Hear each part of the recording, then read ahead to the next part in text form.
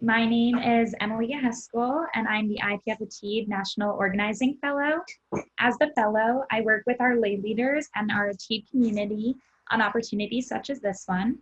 I also work on our social media and communications. So if you're not already following us on Instagram or in our Facebook group, you can search IPF Atid on both platforms to stay connected. IPF Atid is the Young Professional Program of Israel Policy Forum, an organization that works to shape the discourse and mobilize support for the realization of a viable two-state solution through education. As we soon release our new campaign against annexation, I invite you all to visit our website for more educational resources and information on how to get involved. We'll share that in the chat.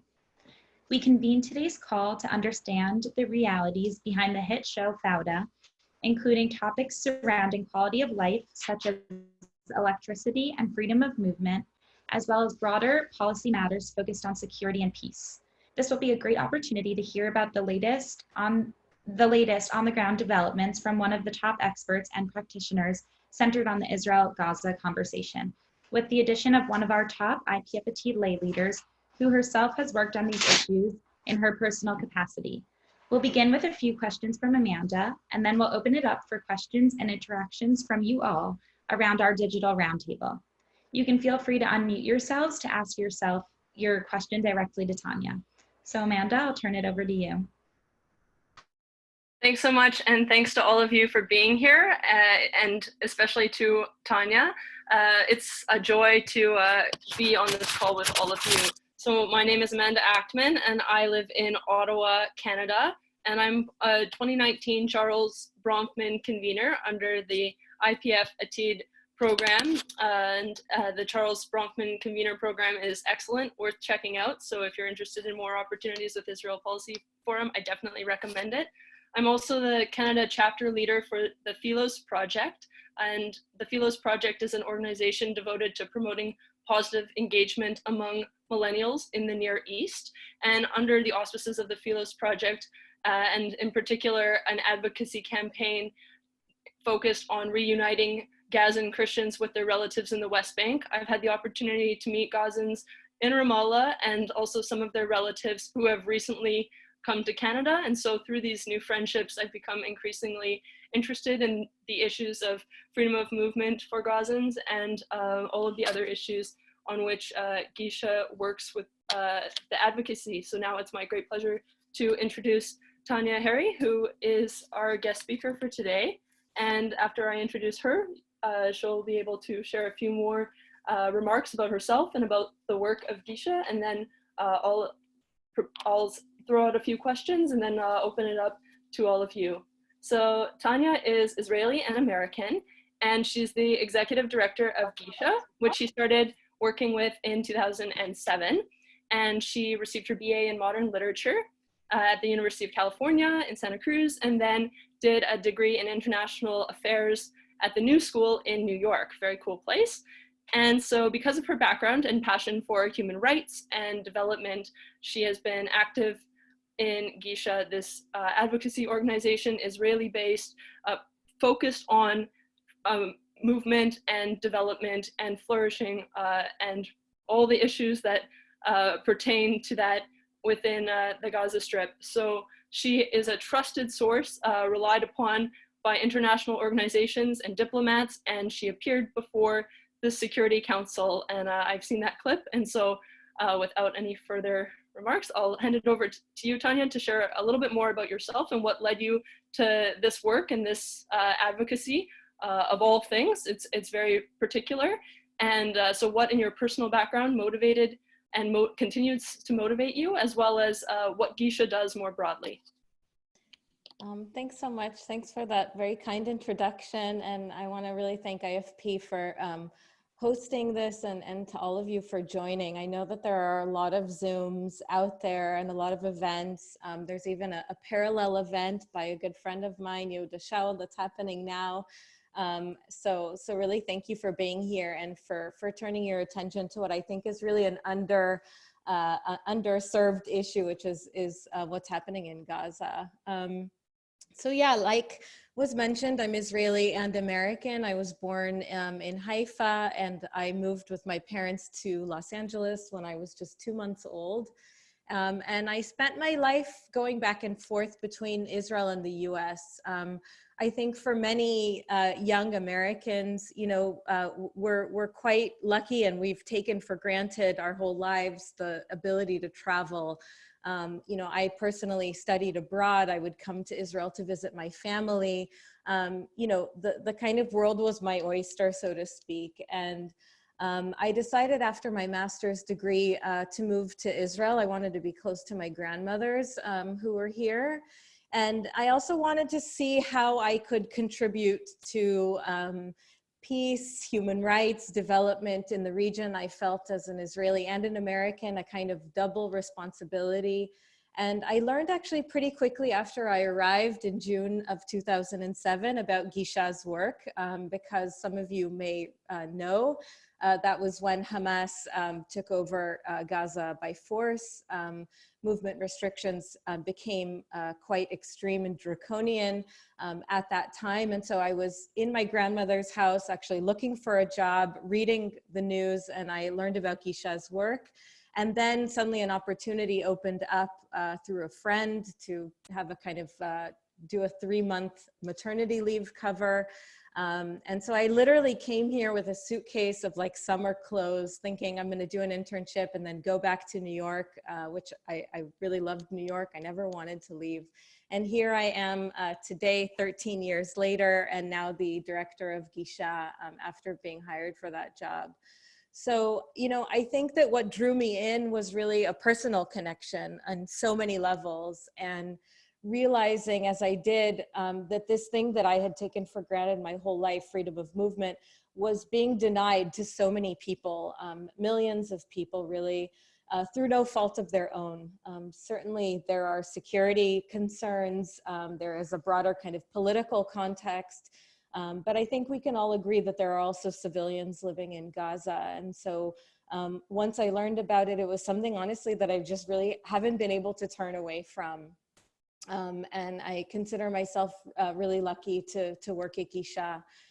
We see a side of Gaza that I think very few Israelis certainly, but probably also Americans and others see, which is a side of potential, of entrepreneurship, of young people who are, you know, trying to make a better future for themselves, of families who just want to meet, people kind of doing the very, very ordinary things that we all do. And so it's not a place I feel only afraid of. It's not a place that I feel only sorry for, as some people might feel. I really feel like it's a place full of potential and diversity, and we're lucky to see that side.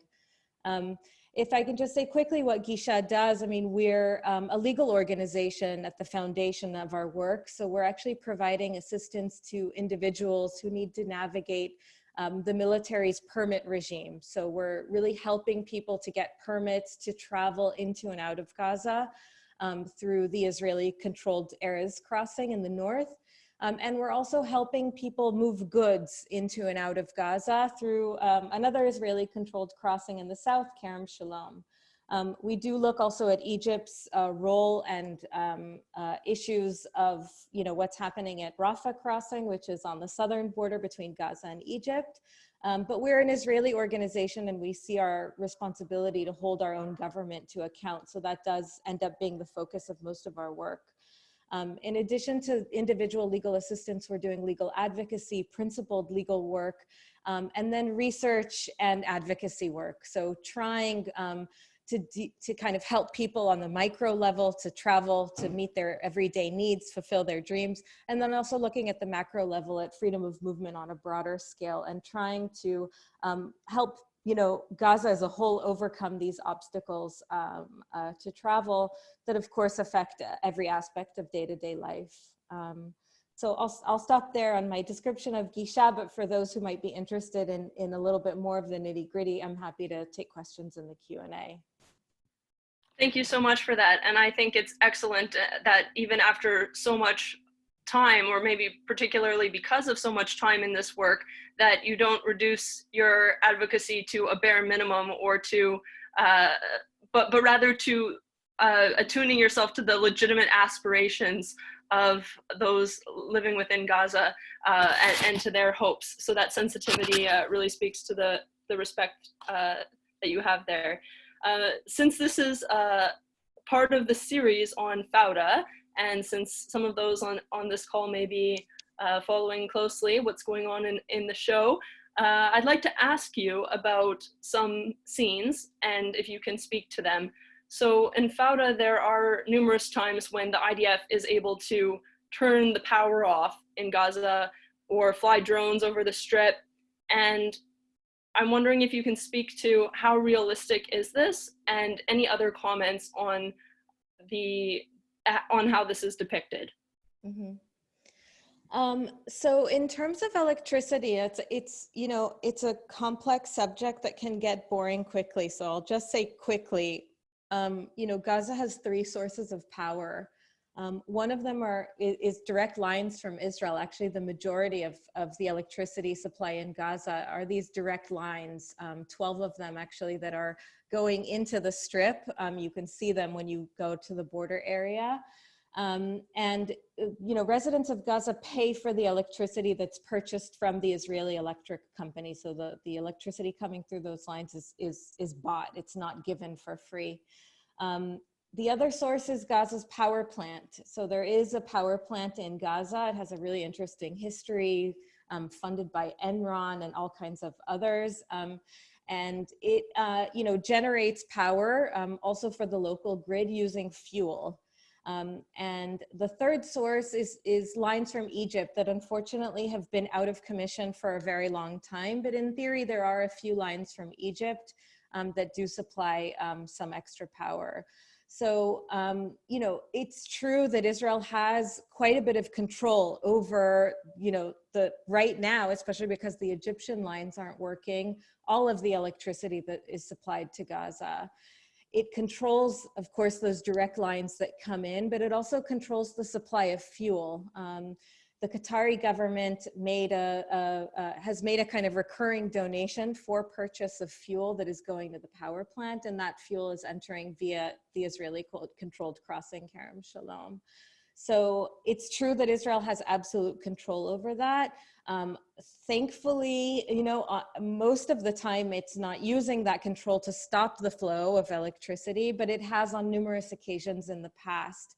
Gisha fought a decision by the government to reduce supply of electricity on the direct lines and also reduce supply of fuel back in 2008. There's also been several kind of punitive closures of the crossing that have prevented fuel from going in. The power plant shuts down. So you may have heard over time that there, have been periods where supply of electricity is just 3 hours per day or 4 hours per day. And that's why, usually because of this cut to supply. Right now, the supply is between 8 to 12 hours per day on a good day, because you have all of the lines working from Israel and you have this fuel that's being purchased by Qatar.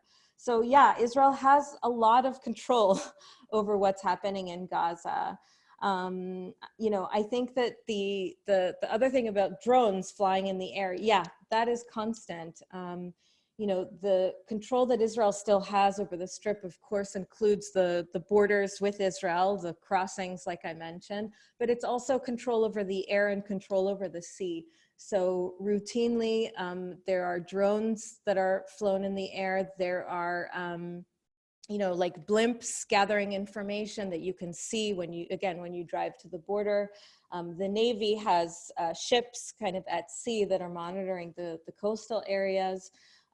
So I think that one of the great myths out there is that Israel left Gaza in 2005.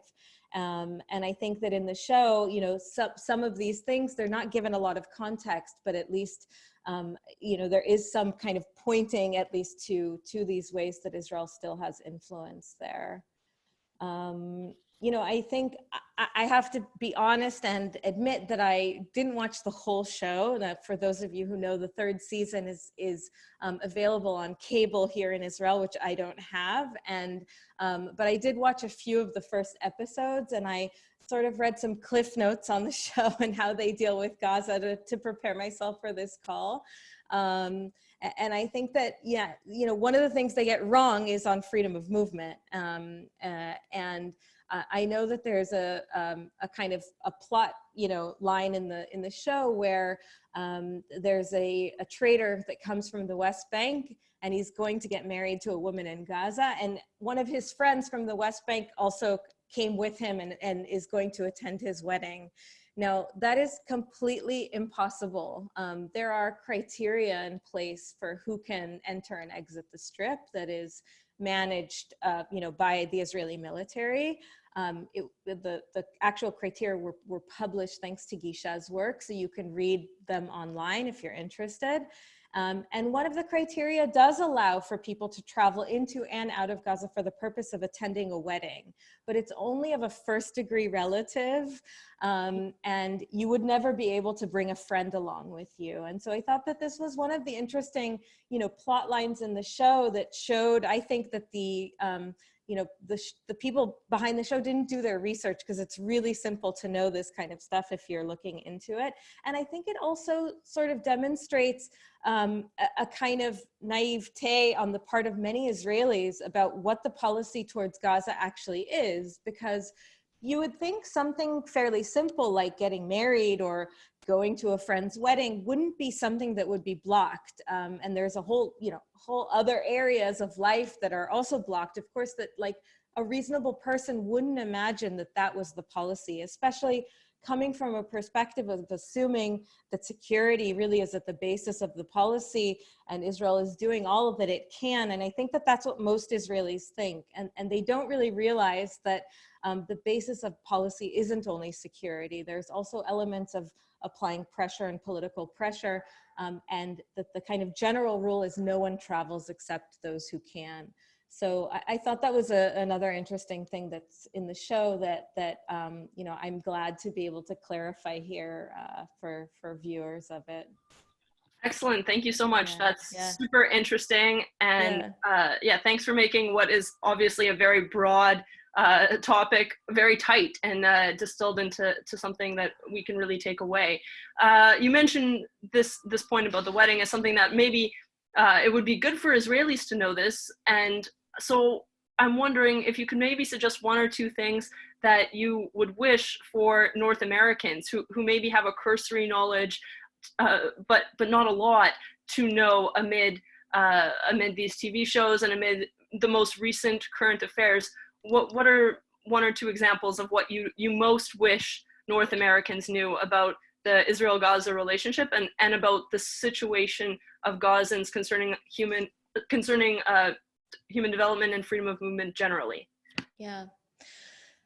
You know, I have to say I was sort of disappointed in the show, because I kind of had high hopes after reading a lot of reviews where they talk about this, you know, the show being kind of the first time that Palestinians are being humanized on Israeli TV, that you hear Arabic, which is rare, and things like that. So I really had high hopes for the show. And I think that, you know, something that I experienced while watching it was fear.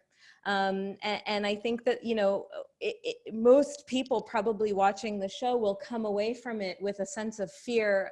I would think for people who are already maybe inclined to think that Palestinians are violent, that they, you know, are terrorists, I felt that the show in many ways strengthened those images. So I think that what I would want people to know is that there are ordinary people in Gaza, that there are people just like you and me, and they want what everyone wants, which is to live in safety, to live with freedom.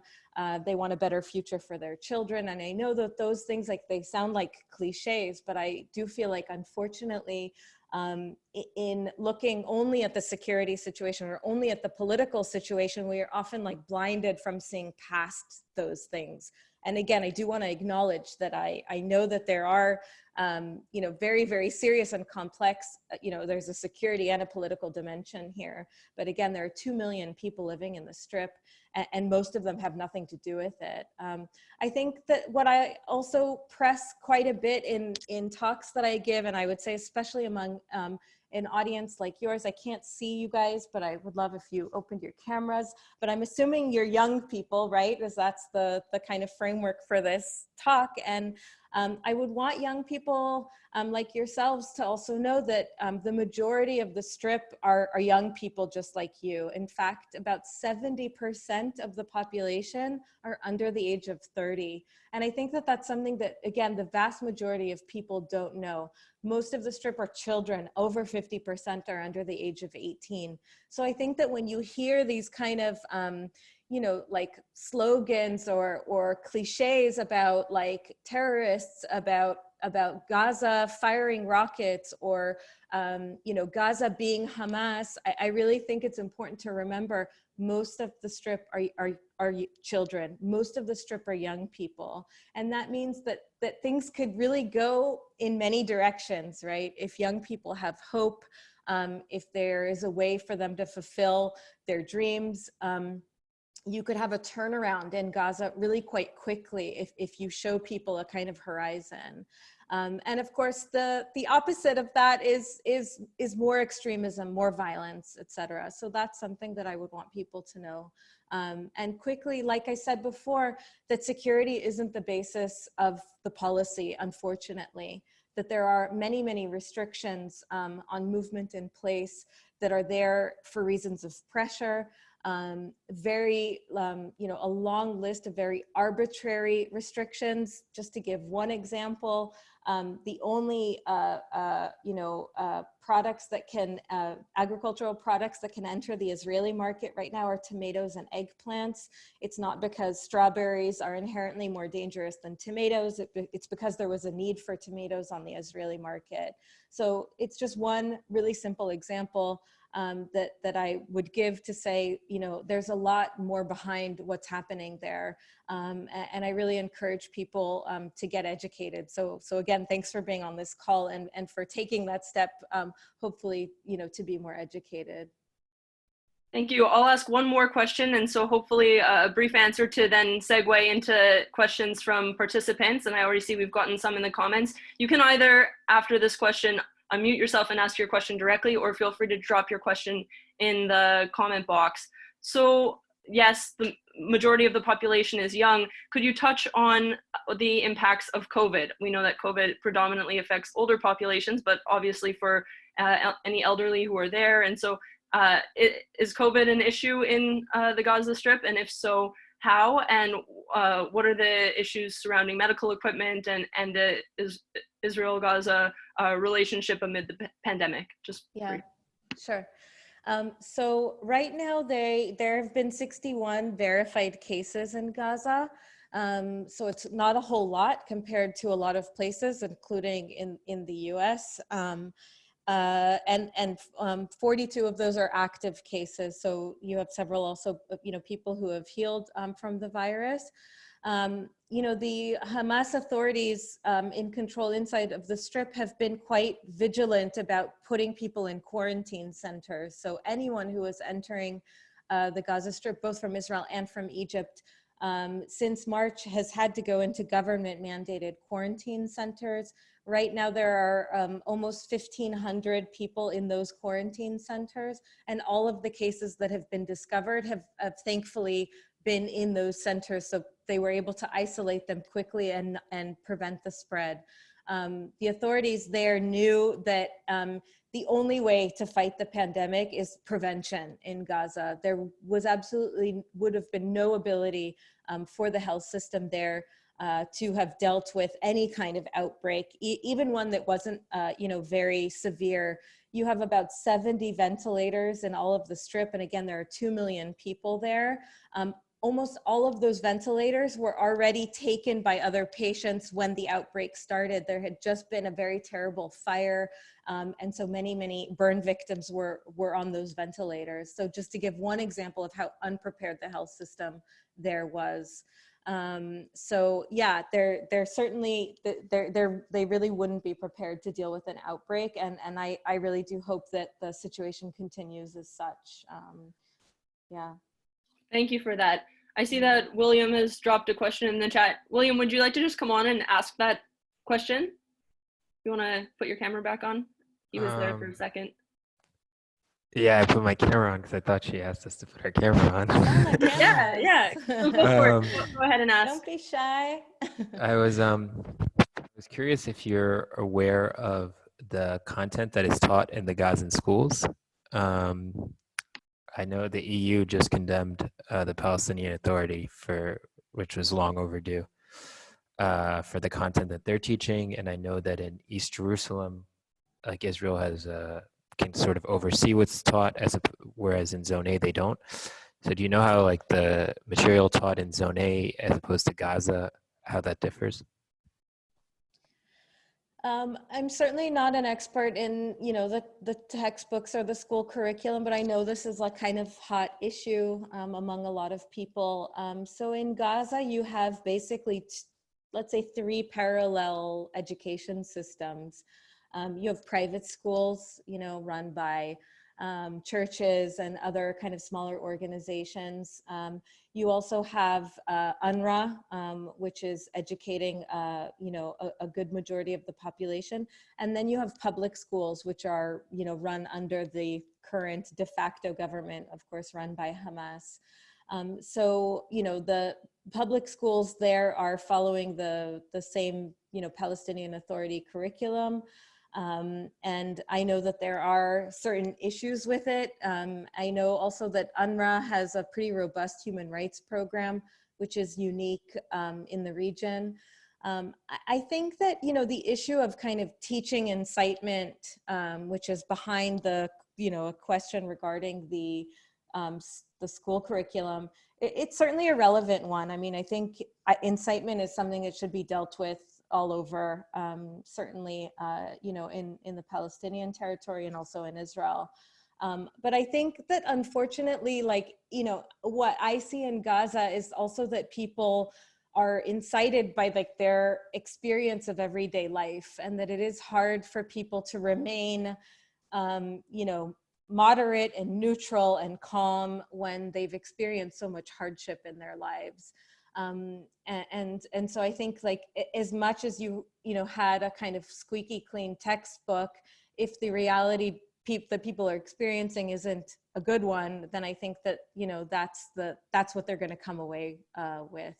I don't think that you could teach incitement without any sort of context. So that's all I would say about that.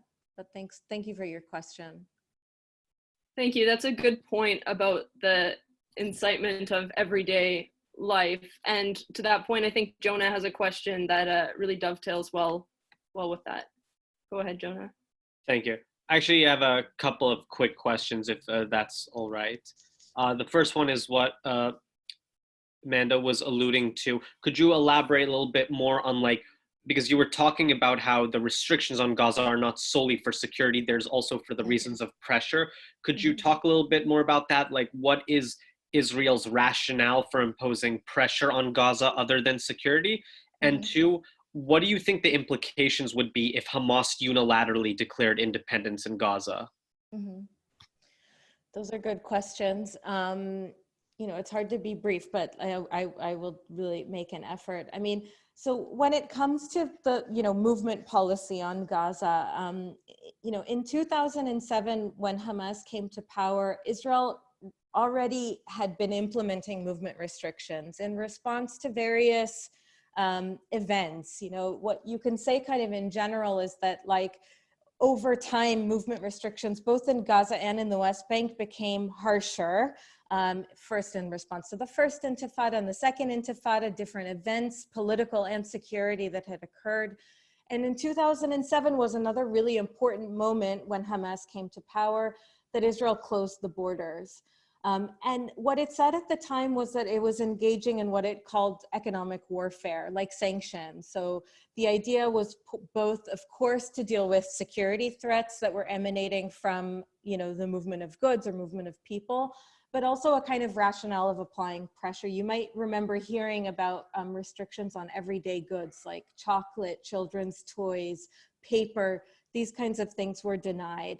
And the idea was to create pressure, to put pressure on the civilian population, either to overthrow Hamas or to, vote differently in future elections, this kind of thing. So, what I mean to say is that the restrictions themselves are not one-to-one kind of based on a security need. Like if I would like to go visit my mother who lives in the West Bank, it's not that I can't go see her because I pose a security threat. It's because there's criteria in place that say you can only visit your mother in these very, very narrow circumstances. So passing a security screening is basic, but on top of that, you have layers of restrictions that have nothing to do with that basic security need. Over time, some of those things have changed. Now, basic goods can go in. You no longer have restrictions on entrance of food. And that's also as a result of political negotiations that have taken place over time with Hamas. So if at one point, tomatoes weren't allowed out to the Israeli market, now they are. It's not that Hamas has disarmed or changed itself or done anything. It's just a result of kind of political negotiations. And your second question about what would happen if Hamas, declared whatever unilaterally a state. I mean, my personal, analysis is that the direction things are going in with, the proposed annexation of parts of the West Bank is a kind of slow process of isolating Gaza from the West Bank, which is part of a more general trend of fragmenting Palestinians and reducing political power. So I think that Hamas is very interested in maintaining power inside of Gaza. They're sort of okay with the status quo as is because they take a really long-term view, that eventually they will be able to, conquer the West Bank and other places and Jerusalem and whatever. So they're patient and they would like to stay in power.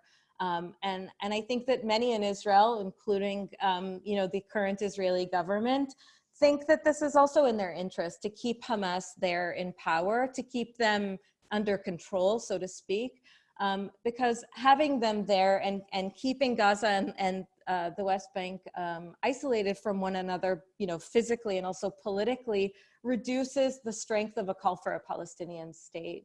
And that's what they're interested in. They're interested in maintaining control of the West Bank and annexation. So again, in a nutshell, that's how I see things going. And I think that people who are concerned, both for human rights, but also, for the future of people who live here in this region, I think should, be looking at how to kind of counter these policies. I don't think it's in anyone's interest to keep Palestinians divided, to prevent, self-determination, to prevent families from meeting, the economy from functioning, et cetera. I think that, in the long term, all of these things harm the stability of the region as a whole. Thank you for that. All right, we've got a question in the chat, which I'll read for you to address. There's a group in the Gaza Strip called the Youth Committee, led by Mr. Rami Aman, and 45 days ago he got detained by Hamas security, and they may judge him in their military court because of connecting, along with his group, with an Israeli activist. As Gisha, can you help him get released through putting pressure on Hamas or any other politician known by Gisha? Yes, this is a very painful issue. Certainly, we've been following these developments. Like I said in the beginning of the call, I mean, we're an Israeli organization and our main focus is on our own government and holding our own government to account. I unfortunately don't think that we have a lot of sway over Hamas. We have, in the past released statements regarding their actions, including the holding of 2 Israeli civilians inside of the Strip, both of whom are, mentally impaired. And that's something also that's close to my heart on a personal level, and I would very much like to see them freed. So we've done what we think we can, but also used our resources where we think we, have the most ability to have influence. And is there anything that you have been or hope to be able to do with respect to sort of grassroots Gazans? when it comes to connecting with the organization in ways that don't threaten or jeopardize their own safety, if they so choose to engage in these kinds of ways? Yeah. I mean, I think if you visit, our kind of social media or our website, you'll see that we're regularly in touch with residents of Gaza. We employ a full-time field worker based in Gaza. He's been working with us since 2009. We work also with a very, very talented photographer who's like sort of Instagram famous for Gaza. And yeah, we have regular, contacts. We made what I think is a really lovely film, a few films about young people in the Strip. So, we are an Israeli organization. We have regular contact with residents of Gaza. Our clients are residents of Gaza. So, in normal days, not during Corona lockdowns, I mean, our phones are ringing off the hook all of the time. We've helped thousands of people over the years. So, the issue of normalization is a painful one, with many people advocating for, cutting of ties and in terms of kind of not, showing that things are fine when they're really not fine.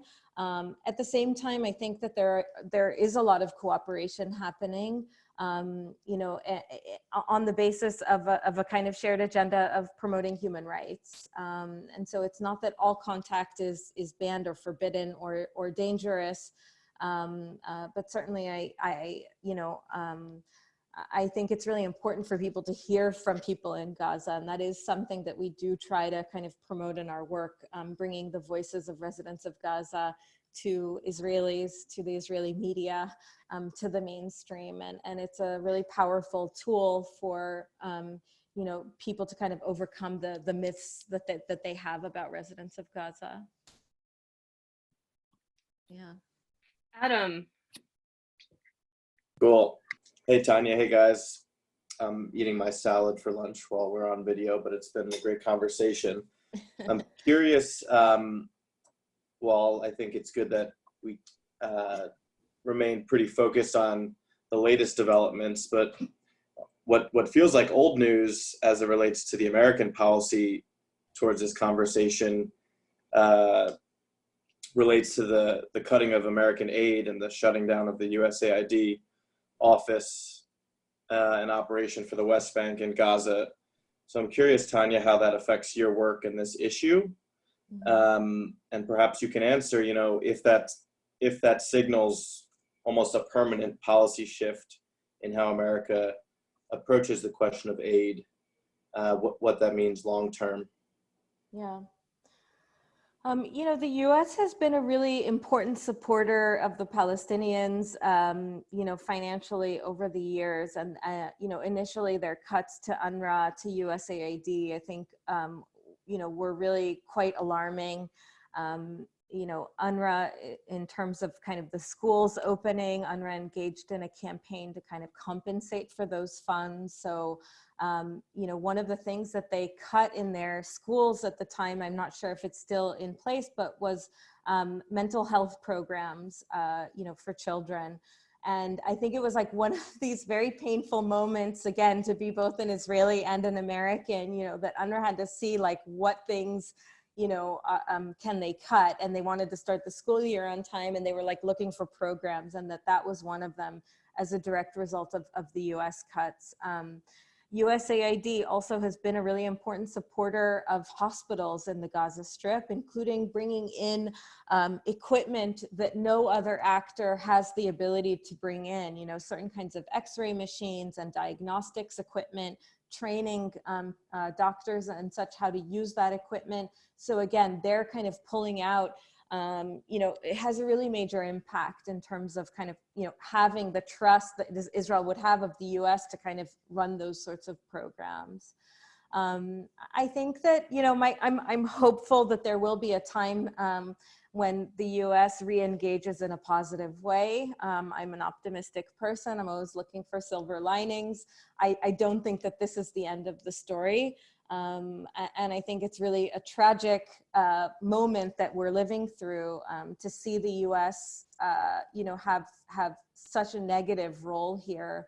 after many years of perhaps, in my opinion, not being active enough, but certainly being a kind of blocker of certain things getting worse. And they're not playing that role right now.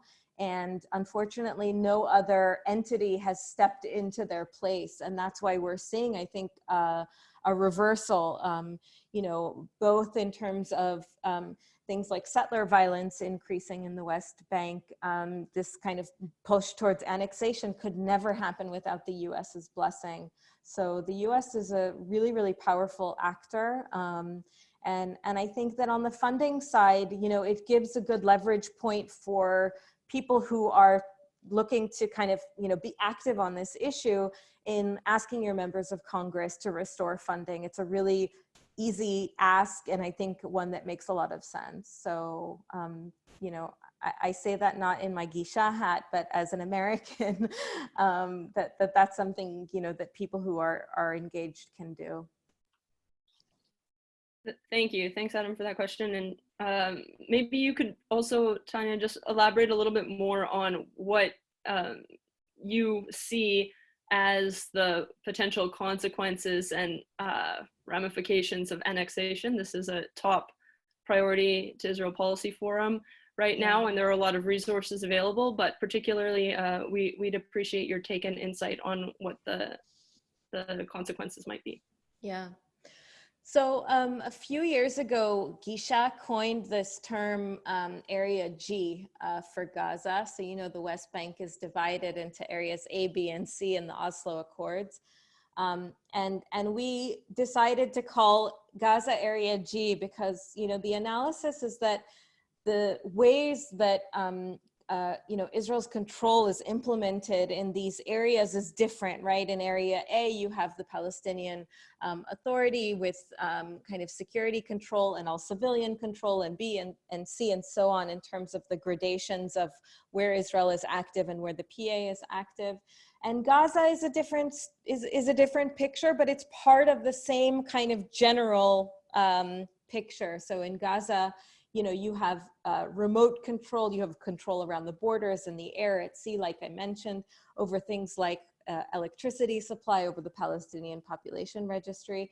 So control is expressed in a different way. It's not, let's say, occupation proper like it might be in certain parts of the West Bank, but we see occupation on a kind of scale, you know, that things are not black and white, they're sort of shades of gray.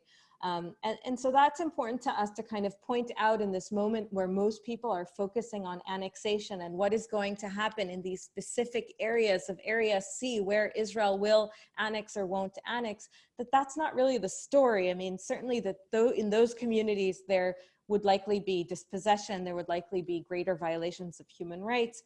But it's not just about those areas, it's about this bigger picture of what's happening in A, B, and C, and G.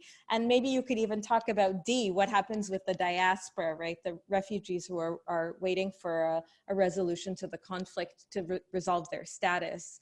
And so I think that when we're looking at what's gonna happen in Gaza, I think my biggest question is about how this affects the status of Gaza residents. If there is no longer a vision for, you know, two states or some kind of process that would lead to the resolution of the conflict, what happens to residents of Gaza? Already they're seen by most in Israel and in the international community as this kind of side group of people that are no longer under Israeli occupation, and yet their lives are impacted in every way by Israel's choices. And so I think that we should see what's happening for what it is.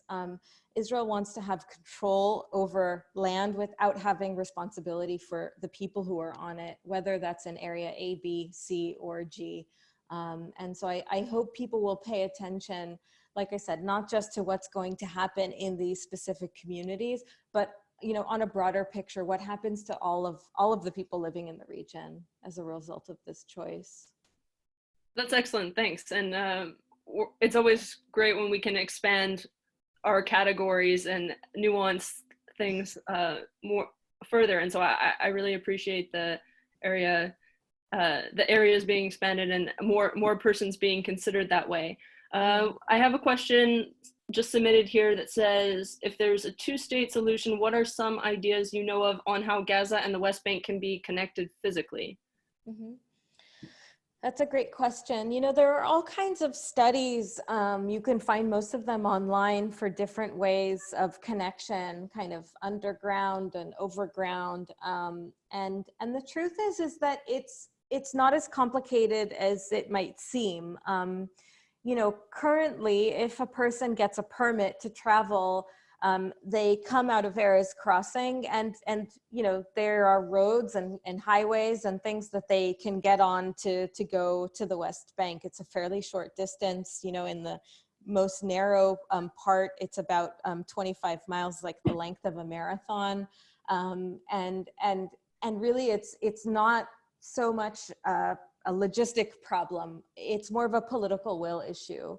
You know, access isn't allowed between Gaza and the West Bank, you know, because Israel sees the West Bank is sort of part of Israel. So there's not a kind of difference between, let's say, if you'd like to go visit a family member in the West Bank or in Israel, it's all the same as far as Israel is concerned. So I think it's a question of political will rather than logistics. Thank you. Okay, I think this will be our last question, and it's another good one. So thank you to everyone who's participated with these excellent questions. As Gisha, are you interested in the permit issue, particularly for Christian minorities who are living in Gaza? And are you prepared to support them for having permits in December for Christmas or around Christian holidays? And helping them with West Bank ID addresses when they resettle in the West Bank. That's what they do after their holidays. Yeah. Holiday permits, which is the usual way for moving to the West Bank. Yeah. So Gisha has actually been advocating on behalf of you know, both Christians and Muslims. With Muslims, it's a little bit harder because, you know, from Israel's perspective, there are just so many of them. But with Christians, there are about 1,000, a little more than 1,000 people in the Christian community inside of Gaza.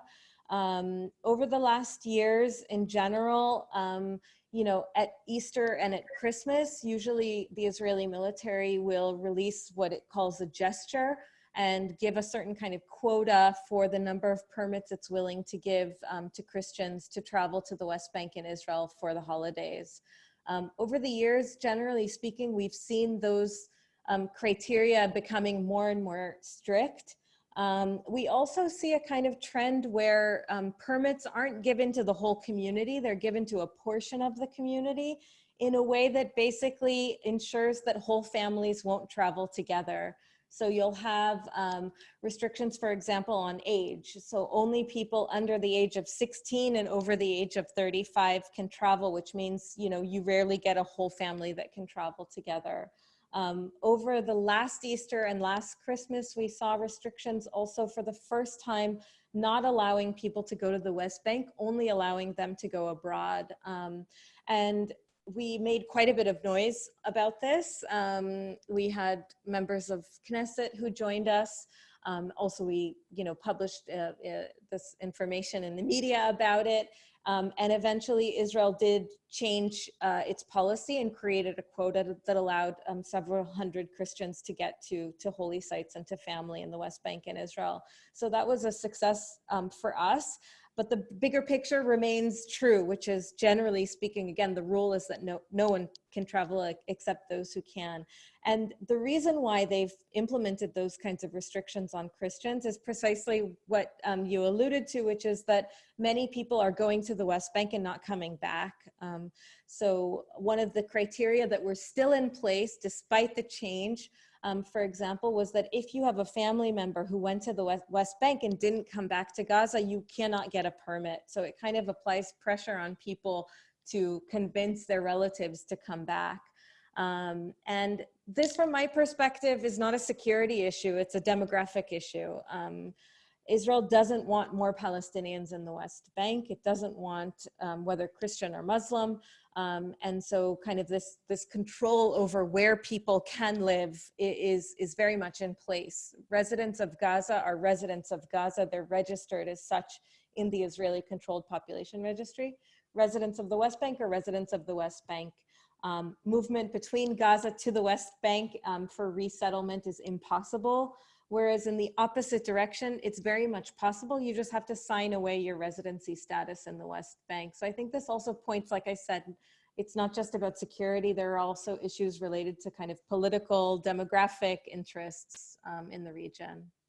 Thank you. That's excellent. That covers, we've covered so much during this call, and I'm so grateful on behalf of all of the participants for all that you've shared. It's very stimulating, and I think it encourages us to go deeper and deeper.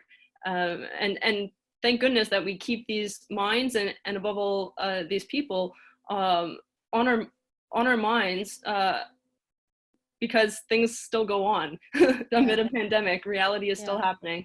So thank you for sharing that with us. I'll just pass it back over to the IPF team with appreciation to them for facilitating this. They always organize things with excellence, and just encourage everyone to follow Tania and Gisha on social media as well. There's a lot of good content there. Thank you. Thank you. Awesome. Thank you, Amanda. Thank you, Tania. And thank you, Emily, for organizing, spearheading this interactive program. I think we covered a lot of ground, like you mentioned, Amanda, showing really, not just how the peoples are connected, but how these issues are intertwined with each other. Which does lead us to kind of our key primary organizational focus in the weeks leading up to today and in the weeks to come, which is the annexation question. So I do encourage attendees to explore our resources by searching Annexation Watch on our website, israelpolicyforum.org. We'll also soon be unveiling a handful of new ways for young leaders around North America to join the conversation in a mobilized fashion. So stay tuned for some new updates there. And I encourage you again to check out our website for more IPF Atid focused initiatives, or follow along with us on Instagram, or join our conversation on Facebook. Lastly, in that light, I think Amanda mentioned she's involved as a Charles Bronfman convener with IPF Atid, and I encourage you to reach out and be in touch with either Amanda or myself or Emily or anyone else involved with IPF Atid to learn more about how you can become involved.